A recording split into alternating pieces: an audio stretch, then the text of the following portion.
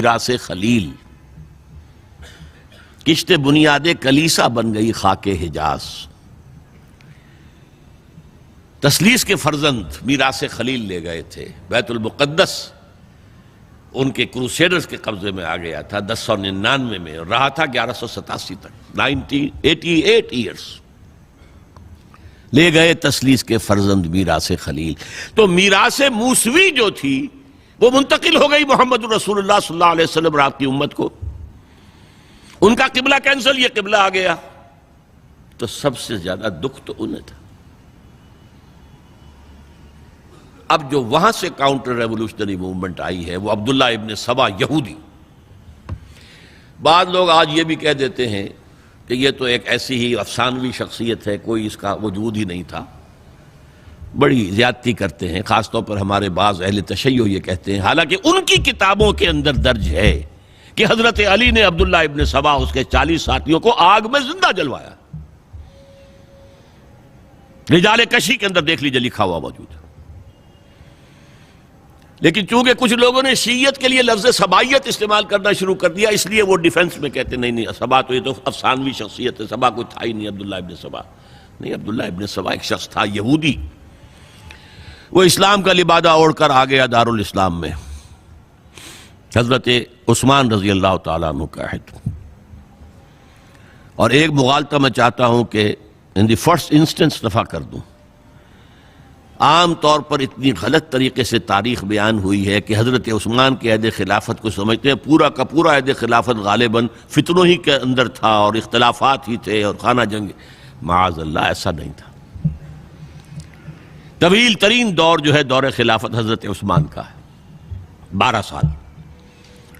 حضرت ابوبکر کے 2.5 سال، حضرت عمر کے 10 سال، دونوں کو جمع کریں گے تو عثمان کا، اور اس میں 10 سال بالکل اسی شان کے ہیں جو حضرت عمر کے خلافت کے شان ہیں، کوئی اختلاف نہیں۔ اور فتوحات کا دائرہ بڑھتا چلا جا رہا ہے، تھمتا نہ تھا کسی سے سیل رواں ہمارا۔ اس کے آخری ایام میں یہ شخص آیا اور اس نے ایک تو یہ کیا کہ پرانی جو قبائلی عصبیت تھی اس کو زندہ کیا۔ خلافت تو بنو ہاشم کا حق ہے، محمد ہاشمی تھے صلی اللہ علیہ وسلم۔ ہاؤ کم یہ ایک بنو امیہ کا شخص کیسے بیٹھا ہے؟ دیکھیے اس شخص نے کتنا انتظار کیا۔ حضرت ابوبکر بنو امیہ میں سے نہیں تھے، لہذا یہ فتنہ اس کے خلاف نہیں ہو سکتا تھا، کیونکہ چشمک جو تھی وہ بنو امیہ اور بنو ہاشم کی تھی، بڑی پرانی تھی۔ یہ بڑے برابر کے یہ دو کلینز جو تھے مد مقابل تھے ایک دوسرے کے، باقی چھوٹے قبیلے تھے، بنو تیم ہیں، بنو عدی ہیں، لیکن مقابلہ تھا بنو امیہ اور بنو ہاشم کا۔ حضرت ابوبکر بنو تیم میں سے، حضرت عمر بنو عدی میں سے، بنو امیہ میں سے حضرت عثمان۔ اب اس کو موقع ملا، اب آیا یہ اموی، یہ بن گیا۔ یہ سب غاصب ہیں، ابوبکر بھی، عمر بھی، عثمان بھی۔ خلافت پہلے دن سے علی کی ہے اور اس کو ملنی چاہیے۔ اس سے آگے بڑھ کر، اور علی تو خدا ہے، انکارنیٹ، گاڈ انکارنیٹ، یہ اس کا عقیدہ جس نے پھیلایا۔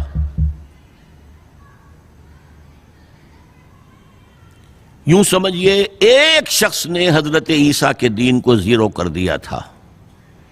لوگ مانتے نہیں کہ ایک شخص اتنا کچھ کر سکتا ہے۔ یہودی اور سازشی ذہن، ان کی صلاحیت اور ذہانت۔ ایک شخص تھا پال، حضرت عیسیٰ کو خدا کا بیٹا بنانے والا، وہ توحید ختم، تثلیث آ گئی۔ شریعت کو ختم کرنے والا وہ حضرت عیسیٰ کہہ کر گئے تھے تم پر شریعت موسوی نافذ رہے گی، اس نے کہا نہیں، ایبروگیٹڈ، نو شریعہ۔ نمبر 3، حضرت عیسیٰ نے کہا تھا تمہیں تبلیغ کرنی ہے صرف یہودیوں تک۔ I have been sent only in search of the lost sheep of the house of Israel۔ میں صرف اسرائیل کے گھرانے کی کھوئی ہوئی بھیڑوں کی تلاش میں آیا ہوں، تمہیں باہر تبلیغ نہیں کرنی۔ اس نے تبلیغ کا دائرہ وسیع کیا۔ وہ دین مسیحیت ختم، وہ دین پالزم ہے جو چلا ہے اس کے بعد۔ سمجھ رہے اس بات کو؟ اور یہ ڈاکٹر مائیکل ہارٹ نے بالکل صحیح لکھا ہے کہ کرسچینٹی جب تک حضرت مسیح موجود تھے وہ سوائے ایک یہودیوں کے فرقے کے اس کی کوئی اور حیثیت نہیں تھی، لیکن پال نے اسے ایک انڈیپینڈنٹ دین بنایا۔ ایک شخص کی کارروائی ہے یہ ساری، اور آج پوری دنیا، پوری عیسائی دنیا اسی پر ہے، تسلیس پر بھی، اور شریعت ختم، اور دعوت جو ہے کرتے پھر رہے ہیں پوری دنیا کے اندر۔ اسی طرح اس نے کیا، قبائلی عصبیت کو چھیڑا اور حضرت علی کا مبالغہ کیا، یہ خدا ہے، اوتار، گاڈ انکارنیٹ۔ تیسرا کام کیا کیا کہ حضرت عثمان رضی اللہ تعالی عنہ اور ان کے جو عاملین تھے، گورنر کوفے کا ہے، گورنر شام میں دمشق میں ہے، گورنر مصر میں ہے، ان کے خلاف پروپیگنڈا شروع کیا۔ یہ بیت المال میں خیانت کر رہے ہیں، یہ غبن کر رہے ہیں، یہ اپنے عزیزوں کو جو ہے پال رہے ہیں، ان کو دے رہے ہیں، وہ اقربا پروری کر رہے ہیں، اور یہ کر رہے ہیں، اور ٹیکنیک کیسی عجیب۔ کوفے میں کوفے کے گورنر کے خلاف بات نہیں کریں گے، دمشق اور مصر کے گورنر کے خلاف بات کریں گے۔ اب کہاں دنیا کے پاس ذرائع تھے کہ کوئی ویریفائی کرے بھئی یہ بات صحیح ہے کہ نہیں ہے، غلط ہے، نہ کوئی ذرائع رسل و رسائل ہیں۔ اور اگر آپ کوفے میں کھڑے ہو کر عثمان نے یہ کر دیا، عثمان نے یہ کر دیا، عثمان نے یہ کر دیا، یہ کر دیا، اب کون اس کو جو ہے اس کی تحقیق کر سکے گا؟ دمشق میں گئے ہیں تو دمشق کے گورنر کے خلاف کچھ نہیں، عثمان کے خلاف، اور کوفے کے گورنر کے خلاف، اور مصر کے گورنر کے خلاف۔ مصر میں گئے ہیں تو اس کے خلاف کچھ نہیں، دمشق اور کوفے کے گورنر کے خلاف اور عثمان کے خلاف، اور پھر ہر طرف سے بلوائیوں کو لا کر گھیراؤ کر لیا حضرت عثمان کے گھر کا۔ یہ تحریک ہے جو بہت زبردست کامیابی سے ہمکنار ہوئی، یہودی سازش۔ اب تمام صحابہ کہہ رہے ہیں حضرت عثمان سے کہ آپ ہمیں موقع دیں کہ ہم ان کا سر کچل دیں۔ آپ فرماتے ہیں نہیں، یہ مجھ پر الزام لگا رہے ہیں نا، میں وضاحت کرتا ہوں۔ اپنے گھر کی چھت کے اوپر کھڑے ہو کر آپ نے کہا دیکھو یہ میں نے نہیں کیا، یہ میں نے نہیں کیا، میرے یہ احسانات بھول گئے ہو۔ حضرت علی نے مسجد نبوی میں کھڑے ہو کر جتنے الزامات لگائے تھے ان سب کی طرف سے برات کا معاملہ کیا کہ جھوٹ کہہ رہے ہو تم، عثمان پر کوئی غلطی جو ہے، کوئی خیانت ثابت نہیں۔ لیکن جنگ کی اجازت حضرت عثمان نہیں دے رہے۔ یہ میرے خون کے پیاسے ہیں نا، جب تک قتل نہیں کر لیتے جرم کہاں ہے؟ جب قتل کر لیں گے تم قصاص دے لینا، لیکن میں کسی کلمہ گو کی جان نہیں لینا چاہتا، صرف اپنی جان کے تحفظ میں۔ یہ ہے عزیمت کا پہاڑ۔ لوگ کہتے ہیں کمزور تھے، جان بچانے کے لیے تو آدمی پتہ نہیں کیا کچھ کر بیٹھتا ہے، اور طاقت ہو تو طاقت کو کیسے استعمال کرے گا۔ حضرت امیر معاویہ کی طرف سے پیغام پر پیغام آ رہے ہیں کہ اب ہمیں اجازت دیں میں فوجیں بھیجوں اور ان کا قلع کما کر دیا جائے۔ حضرت عمرو بن العاص کا پیغام آ رہا ہے مصر سے، اب ہمیں اجازت دیں۔ طلحہ، زبیر، علی اجازت مانگ رہے ہیں مدینے کے اندر، آپ اجازت دیں کہ ہم جنگ کریں ان سے۔ نہیں۔ آخر کار حضرت علی نے دونوں بیٹوں کو، حضرات حسنین، حضرت حسن، حضرت حسین، دروازے پر کھڑا کر دیا۔ پہرے دار حضرت عثمان کے، حضرت حسن، حضرت حسین، کہ کوئی گھر میں داخل نہ ہونے پائے۔ پچھواڑے سے آئے ہیں اور شہید کیا ہے۔ میرے نزدیک تاریخ کی مظلوم ترین شہادت بمانی مقتول فی سبیل اللہ وہ حضرت عثمان ہے۔ بلکہ میں جرات کر رہا ہوں ذرا، آپ کو معلوم ہے علامہ اقبال سے مجھے کتنا تعلق قلبی ہے۔ میں نے ان کے ایک شعر میں ترمیم کی ہے، میں سمجھتا ہوں انہوں نے صحیح نہیں کہا۔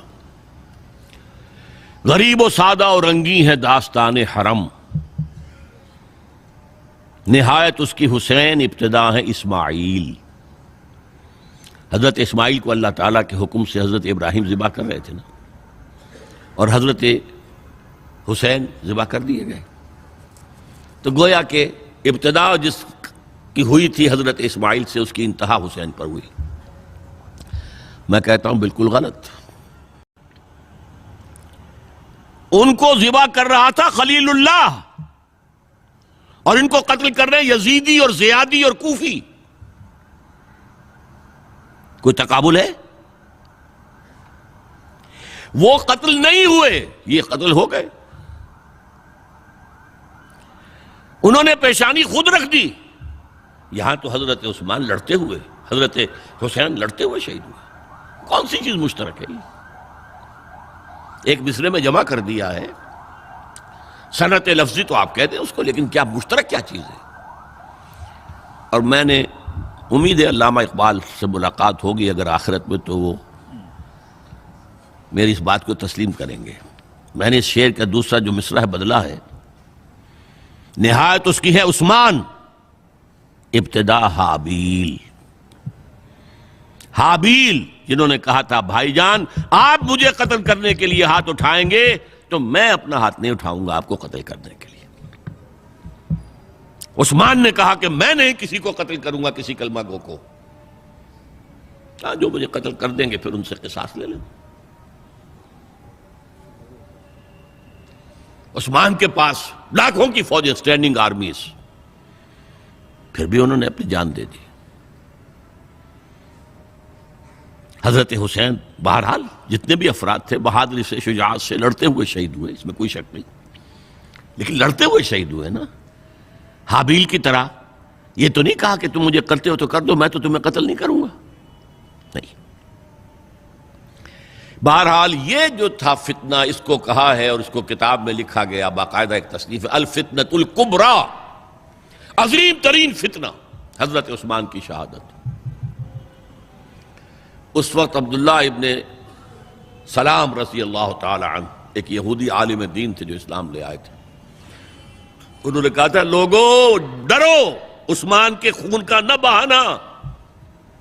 میں جانتا ہوں تاریخ بنی اسرائیل کی، اگر کبھی کوئی نبی جو ہے اگر شہید کیا گیا تو 70,000 آدمی اس کے بعد مارے گئے اللہ تعالیٰ کی طرف سے. اور نبی کا اگر کوئی خلیفہ قتل کیا گیا تو 35,000 آدمی مارا گیا ہے. تو اگر تم نے عثمان کو قتل کر دیا تو یہ خون کے دریا جو ہیں پھر آ جائیں گے امت کے اندر. باز آ جاؤ، خدا کے لیے باز آ جاؤ. لیکن نہیں. بہرحال حضرت علی رضی اللہ تعالی عنہ نے بلایا عبداللہ ابن سبا کو اپنے ہاں. تم کہتے ہو کہ میں خدا ہوں؟ ہاں آپ خدا ہیں. توبہ کرتے ہو کہ نہیں؟ نہیں. میں تمہیں زندہ جلا دوں گا. جلا دو. تم خدا ہو، ہماری آزمائش کر رہے ہو. حضرت علی نے عبداللہ ابن سبا کو 40 ساتھیوں سمیت زندہ جلوایا. اور یہ سارا کچھ معاملہ جو ہے یہ میں نے آپ کو بتایا اہل تشیع کی کتابوں میں موجود ہے. بہرحال یہ فتنۃ الکبریٰ ہے جس کا نتیجہ کیا نکلا ہے آپ اچھی طرح سمجھیے. وہ شہادت علی الناس کا جو سیلاب جا رہا تھا، جس کی شان کیا تھی؟ علامہ اقبال کے الفاظ میں تھمتا نہ تھا کسی سے سیل رواں ہمارا. یہ جو سیل تھا کوئی روکنے والا تھا؟ 2 سپر پاورز تھیں اس وقت، ایران، روم. ایران کے چیتڑے ختم ٹوٹ گئے، روم کی 2 ٹانگیں ٹوٹ گئیں. اب کون روکنے والا تھا؟ یہ انٹرنل سیبوٹاج ہے. اس کے بعد جو باہمی خانہ جنگی شروع ہوئی ہے، 1 لاکھ مسلمان ایک دوسرے کی تلواروں اور نیزوں سے ختم ہو گئے.